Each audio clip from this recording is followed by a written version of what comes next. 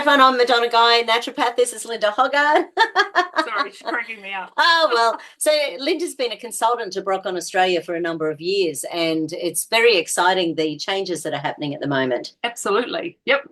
I've not long been up to Dallas, went to Dallas and back for 4 days to launch BrocOn on into an American company. Which has gone live there on the website last week. Been getting some great questions on the chat group from, I guess, some of the information that I've been putting out there and the potential of what can happen when you increase sulforaphane in your body, and particularly in your cells and your DNA and things. Nice. Yeah. Nice. And we went and checked out the baby farm yesterday, the baby sprout farm. Yeah. So tell us a little bit about the sulforaphane with what the research is coming out. What are your favourite conditions, actually, for treating for people with it? Oh, it's definitely autoimmunity. So I'm a naturopath, just like Madonna, and actually Madonna and I did the majority of all our kinesiology training, and I've worked here at times in this clinic, depending what my life's doing at times, whether I'm in Australia or in New Zealand. So, condition-wise, it's all autoimmunity, which unfortunately, in our careers of 25 and 30 years, it has just got worse and worse, and with what's gone on in the last few years, it's just kind of gone nuts where people's immune system are wanting to attack their body. So you've got to try and get some playing field and stabilization in your body. So one of the things that I like to do initially and when it is ongoing, because sometimes treating autoimmunity, it can be a bit tricky. You're really trying to help people feel better rather than worse, and the last thing you want to do is stimulate their immune system and increase their attack against them. So from an autoimmune point of view, using a sulforaphane yielding product turns on a switch in the genetic code called NRF2, and NRF2 upregulates 200 of our detoxification and antioxidants genes. So you can imagine if you're not functioning properly, you'd really want these to turn on and work. And within that switch, there's also a major regulation of something called NF-kappa B, which is like the godfather of inflammation, and it just helps it to kind of calm its farm and settle itself down. So I guess the message I'm trying to get across to people is just to sort of get like this baseline of stability up the river. If you think of like all your symptoms that your body's giving you, that's happening down the bottom of the camera, down the bottom of the river of what's going on up in kind of your genetic code, your detoxification pathways and things. You start getting all of that working properly, the river starts to flow, and there's just, I guess, less debris for you to deal with. And ultimately that makes you feel better, but it helps save you a lot of money because you're not chasing all these things, Yeah, because so many people, Women's Weekly prescribers or those sort of people who just read articles, they hop online, and they're taking like a million things for individual symptoms. Yeah. And sometimes you can pop something in like BROC ON and you can just change their lives. Yes. And then they need a quarter of the supplements. And that's essentially where I am in my own kind of body that probably didn't get a manual. I think. Not the best genetic manual. Yeah, and so, personally I've got some really screwed up methylation genes and glutathione genes and that sort of thing. So I, once I started seeing the research on sulforaphane, I started using sulforaphane yielding products, going, oh yeah, come on, like kick in, let's get going. And I had a bit of a road with that. And then one day I met Jay Sylvester at a Mind Body Spirit festival. He had a stand, I think we're in Melbourne, and he was trying to explain what his product did. And then I was kind of like, are you talking about NRF2? And he goes, yeah. I went, oh, no, I don't need that. I'm the strongest practitioner product you can get. And he said, oh, such and such. And it's like, how are you going with that? I said, oh, I'm taking shitloads, and I am noticing some things. And he just said, well, every time you walk past here, take a shot of mine and let's see how you go. And my life changed dramatically from that time, and the life of the people that I help, because some of the people like me were taking 8 to 12 tablets a day. I know at one stage it was 12 to 16. Yeah, well, I was playing around with it because I'd know how I'd feel like on a shot of the BROC product, and then I have gone up to 25 tablets a day, and I can't get the results I can get out of one shot of, are we showing the product? Yeah. So, oops, this is this is the product here. This is just a little That's a baby one. That's a baby one. Pretty much, yeah, I don't have baby ones.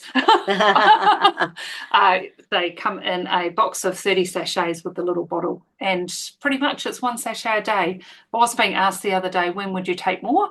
I would take more if you have things like if things are kind of really bad and your body's grinding to a halt, or you need a whole lot of natural killer cell activation because you need your immune system to go after cells that aren't functioning properly.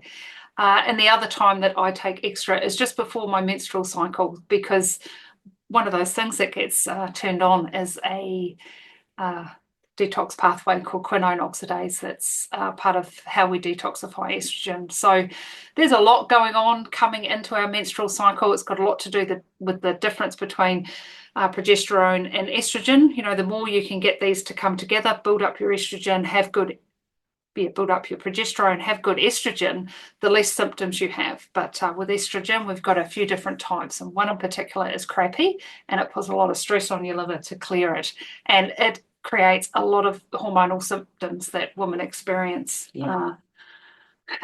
around their cycles and menopause. So for me, it's the product of choice for cleaning all that up. And I can be, you know, where you just start going, oh, I'm getting tired, I'm getting a bit grumpy and scratchy, and things are pissing me off. And you think, oh, yeah, my period's coming, you know, but then I just go and have a BROC ON and it all goes away in 10 minutes. So amazing. That's what I hope for other women out there. Yeah, because I get to kind of work upstream and go, hey, sort yourselves out, you know, and then I'm not down here going, because I used to be like, oh, I got to take B6, I got to do this, and I'm like, nah, just chuck one of those in, and everything starts working better. Because it's pro-detox and anti-inflammatory. Absolutely, and it also is pro-antioxidant, but in the way that it stimulates our cells to make more of our own innate antioxidants. And this is extremely important. It can be very dangerous. Like things like glutathione and...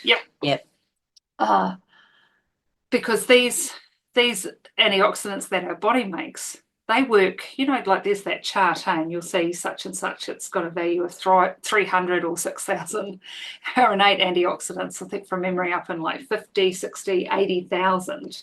And so now what they're sort of saying is it's not good for you to take a whole lot of like antioxidant in a bottle because you're going, oh my God, this has got a value of 5,000, because you can knock out your other antioxidants. You want your own antioxidant pathways to work better. Yeah, so that's another great benefit. So hence I guess the second condition of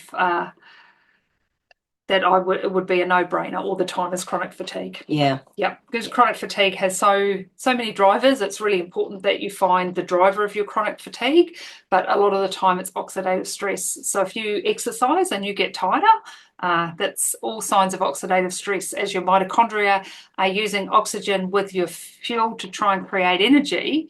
You get all these oxidants come off and they kind of jam up the process. So I talk to people like, think of it as a series of cogs that are happening in the mitochondria. They start jamming up. And so is that the same as feeling achy after exercise? Achy after exercise? Oh, well, that's a little bit to do with, you know, how, well, I guess it is, because it's to do with how we are metabolizing our fuel and then the byproducts of that and what's happening.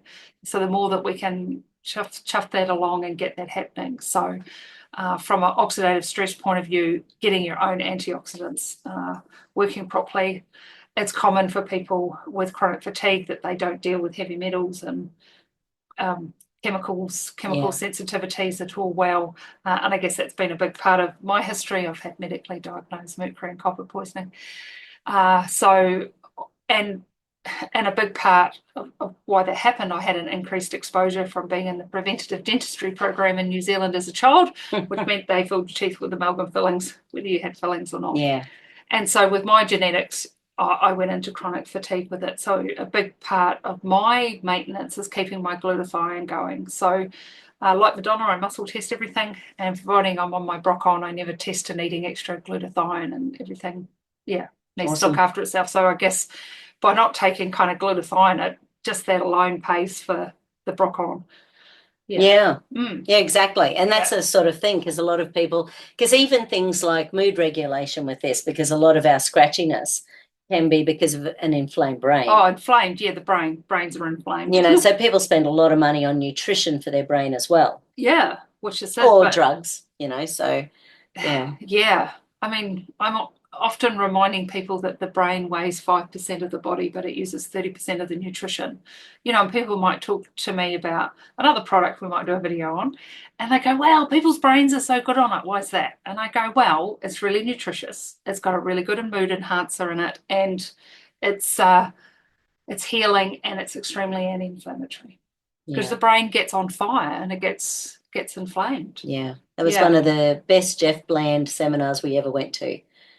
He was talking about the brain on fire. I guess and how, this inflammation is just creating such damage to people around the world. Yeah, and the insidiousness of inflammation. I was saying to Madonna before, I said, I've got a question come on to the BROC ON group around kind of thyroid, but I said, I'm waiting for more.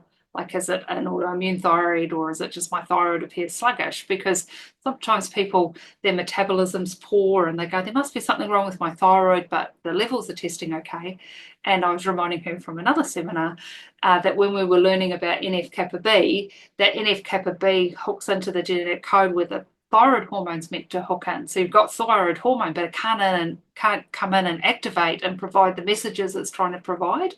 So hence why when you get less inflamed, your metabolism improves and things start functioning. It's just one of the reasons what starts kicking in is that your thyroid hormone can do the talking that it's meant to be doing. For people, I was just thinking about my mum who couldn't take BrocOn because I think she must have had FODMAPs. She had a lot of bloating, burping, belching, gas,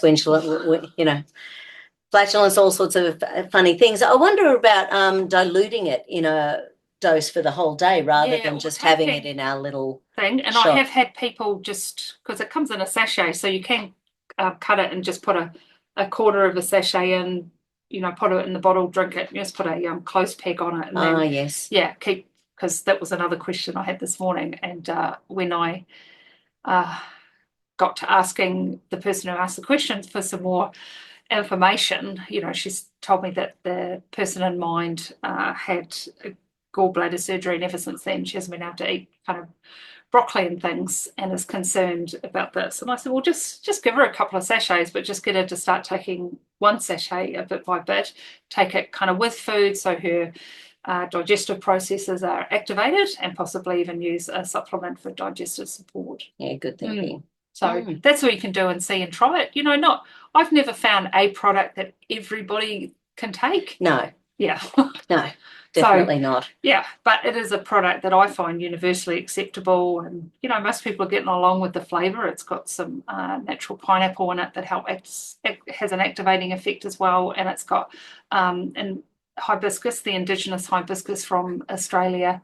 The product also has daikon and kale sprouts as well, because of their sulforaphane yield, and also sulforaphane, which has other effects that I'm not as a fay with, but it's all good for you. Yeah. Yeah, and to have this combination of activating. But it is quite a unique product. It is a unique product. It's developed by a biochemist who has been in this field for absolute decades, and this is the product he's always wished somebody would produce. So when Jay came to him and said, I want to produce a sulforaphane yielding product, Alan gave him this recipe and said, take this to the world. Wow. It's not going to fit in a capsule. It's quite strong and bulky, but this will change people's lives. Yes. So I'd really, if you've tried sulforaphane products and given up on them, please try again and try this product, because it's strong and consistent. Because what happens with a lot of other products is that there's a real inconsistency in the seed. Jay's shown me things where it's like, our seed produces this much of the active compounds, and then before they purchase seed, they'll get a sample and they'll grow it and they can't find the active compounds. And so they only grow seed that produces a certain X amount or more of the active compound, and then it's how it's handled on day 3 when it's harvested, when those compounds are at their highest, that it is put into very special types of dryers rather than just kind of heat dried, because then that nukes the enzyme activity, and then you end up taking a product where you're going like, I don't know, It's just I can't feel it kicking in as Yeah. opposed to how this feels like when it kicks in. And I've just had that recently with someone in my life who knows about all these things, and she goes, "Oh God, I've just given up on those products." And I'm like, "Oh, next time I see you, I'll give you a handful of sachets." So 4 days later, she's like, "Oh my God, where do I order this from?" Nice. Yeah, that's amazing. Yeah. So. And at the moment, it's just launched in America, so we can have the link below to get it in the States, and it's coming to Australia and New Zealand shortly. Yeah, absolutely. We're just waiting for, it's all being overseen by a company called My Daily Choice, which is an amazing company in America that takes on cutting edge products. Really like to support people like Jay who put their heart, life, soul, and a whole lot of money into bringing a product to the world. So it's live on the USA website, and Madonna will put a yell out when it links through to the Australia and New Zealand website. Awesome. Yeah, should be. So let's stop him working 20 hours a day. Yeah. Maybe it'll be worse in the short term. On his day job. Yeah, let's get this thing rocking around the world. I know we've got quite a lot of interest of bringing it into Europe as well. I'd love to see the product go into Asia. The research on sulforaphane in lungs. So I know I wrote an ebook the other day. It's just getting formatted at the moment. Madonna can probably post that here as well. Just around asthma and lung conditions and the effects of sulforaphane. But the sulforaphane really increases the detoxification of benzene. So anyone living in air pollution, and hence why, in parts of Asia, their biggest problem is lung cancer from benzene and air pollution. I think if we could kind of go, here's the research and here's the product that can kind of activate it, there's a really big market there. It's really important for your lungs and your upper respiratory tract to have really good levels of glutathione for detoxification. Because you felt that in Egypt recently, didn't you? I don't think I could have been in Cairo without it. I am chemically sensitive. I'm nowhere near as bad as I used to be. I mean, we were talking yesterday that really, if we hadn't found the things that we found on our journey as therapists, I'm sure I'd just be in a bubble. I'd be in bed with painful chronic fatigue and fibromyalgia. Yeah, but I was in Cairo recently, and man, the air pollution is horrendous. So for anyone out there who reckons the problems are the cows in New Zealand or any of that crap, far out. Go to Cairo where the fuel's 30 US cents a litre, and you're at the pyramids and the centre of town's 20 kilometres away, and you can barely make out the high rises. The air pollution's that horrendous. Wow. So I was taking 2 a day, and it really helped me cope. By the time, and our hotel was right in Cairo, by the time we got to the airport, I was like, yeah, just kind of get me out of here. But I was like, once I wouldn't have been able to even contemplate that. So that's really cool. Yeah, awesome. Yeah. Yeah, so asthma, chronic fatigue, fibromyalgia, I imagine, all part of the same. Absolutely. Yeah. Well, fibromyalgia, you've got that sort of crossover of autoimmunity, kind of chronic fatigue type things. And I can, for me, sometimes if I have a chemical exposure, that's one of my symptoms. I'll wake up with fibromyalgia. I do a double shot. Yeah. Yeah. And what about the spectrum kids? What they mean? And neurospicy kids out there. Then getting it into them, that's the challenge, but isn't it's really nice in pineapple juice. Right. If you just fill that little bottle up with pineapple juice, the kids will just knock it back. Okay. And it's really important with kids that you aren't too, just trying to kind of kid them into saying something. I think if you're a parent out there going, how do I work with my child? My advice has always been to sort of be straight up with them, say, this is something really good for you. It's going to make your brain feel better. It's going to make you feel happy about life. And I'm going to put it in the pineapple juice so it tastes good. And you're just going to take it every day. I know. That's what I do. What a concept. Yeah. If you start just kind of cotton balling your kids and kind of going, I'm mixing it with hiding it in stuff and pretending and one of the 3 foods they eat or something, you're not really helping them learn how to regulate themselves in the world. Yeah. Anyway, that's my tip of the day. Yeah, no, it's sort of funny because one of my kids, he does brilliantly on stress ants, a neurospicy 11-year-old who's had a lot of bullying and stuff going on. And he knows exactly when he's forgotten to take his stress ant for a few days. Yeah, and you're linking it to them because you want your child, whether they've got whatever their kind of issues and that is to start to recognise what's going on with them. It's like when, we're working with kids and there's foods that clearly aren't good for them, that if they kind of go out to a friend's place and eat them, give them a hard time. Just go, how's that make you feel? And then I'll be like, oh, I feel crap. And I go, yeah, what do you think it is? Oh, yeah, I had that stuff with red food coloring, or or I had something with gluten, or and it's like, and leave it for their brains to connect up. Otherwise, you can tend to end up with a teenager who's just like, I'm not going to listen to anything, as opposed to a teenager that starts really taking responsibility for what's going in their mouth, because that will set them up for life.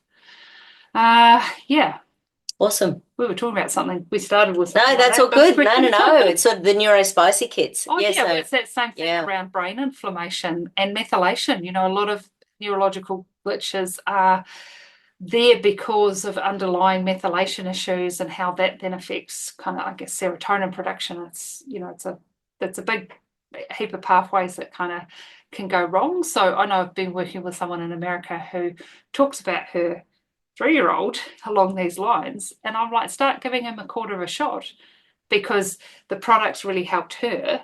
And it's like, well, he's got his genes from somewhere.